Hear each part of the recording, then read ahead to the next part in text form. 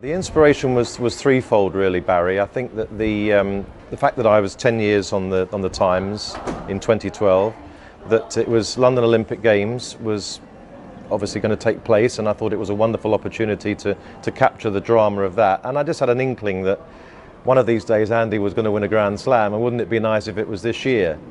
So those three things together, and the thought that I really wanted to put something down on paper rather than the usual writings, to express my views on the state of the game. So that as an amalgamation of ideas and inspirations was really behind the book.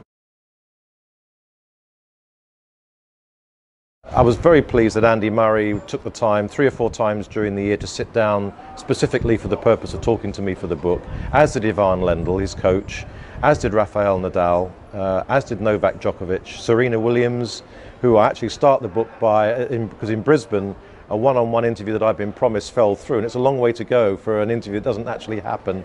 And Serena was in her kind of wandering mood. You're not quite sure what mood, where she was heading. Was she really into the sport at all? And she ends up at the end of the year being exceptionally graceful, and did a wonderful interview with me in Istanbul at the Women's Championships, and of course ended the year as #1 as well. So all those things fitted neatly into place. There were some coaches.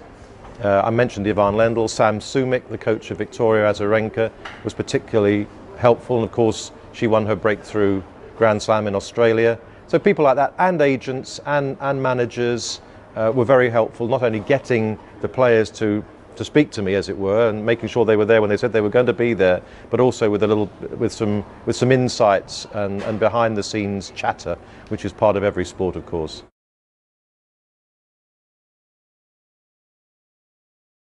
That was my big dilemma all the way through.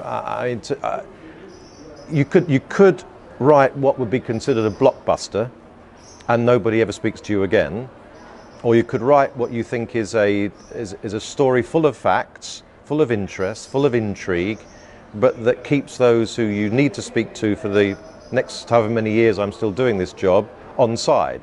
I mean, I haven't had that many reactions yet, so I'm waiting to see what what people think about it, obviously. But I'm hopeful. And I'm pretty sure that everyone that I spoke to, I quote accurately. I tell the story of how we got to the situation that we got to accurately. I paint an accurate picture of the sport at the time we did the interview and as the year progressed. So, touch wood. When I next asked Rafa to have a little sit down, and he has read it, he's still generous with his time.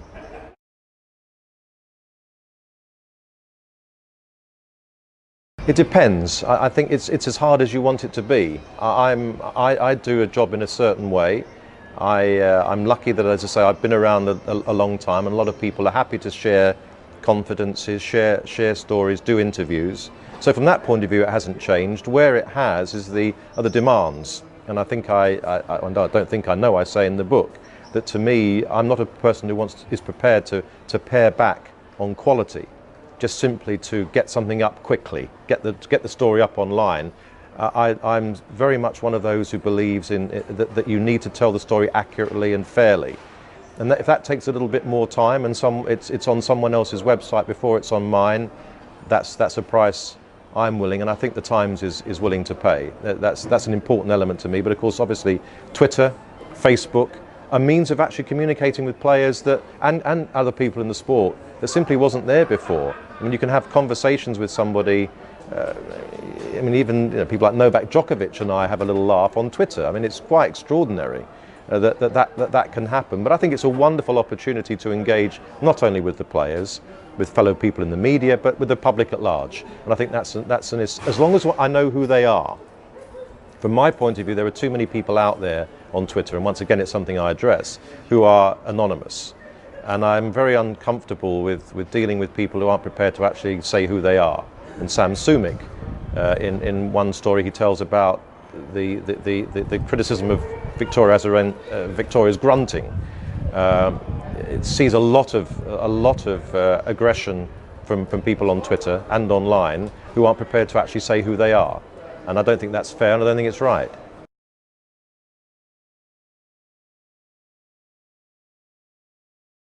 It's a different world. We don't we don't go out and socialise with players as it was in the old days. You can remember when Laurie was a younger writer, he would be out drinking with the players, but drinking was, in a sense, part of the sport in those days. Now players take so much notice of what they eat, what they drink. You're not going to suddenly go into a clubhouse and find Novak Djokovic leaning on the bar as you would Lou Hode and Ken Rosewall and Rod Laver. So it is a very different way of doing it, but I still think you can get as close as you can to the players in certain circumstances where they are relaxed, where they will be happy to speak to you. But as you say, Barry, it's a very different world today. But we have to adjust. You can't just stick in the old world and say we wish it was the way it was, because it isn't like that, and it won't be like that again, I don't think. Although there are times when you can get, I remember Andy Murray, as part of before one Wimbledon, decided to have a little session with the British media. It was in a pub. He drank lemonade. We had a few glasses of wine. A little bit of argy-bargy ensued afterwards, and he thought it was hilarious. So there are ways and means where we can let our hair down a little bit. But for the most part, I'm afraid it's kind of they're over there and we're over here. But there are ways and means of getting together.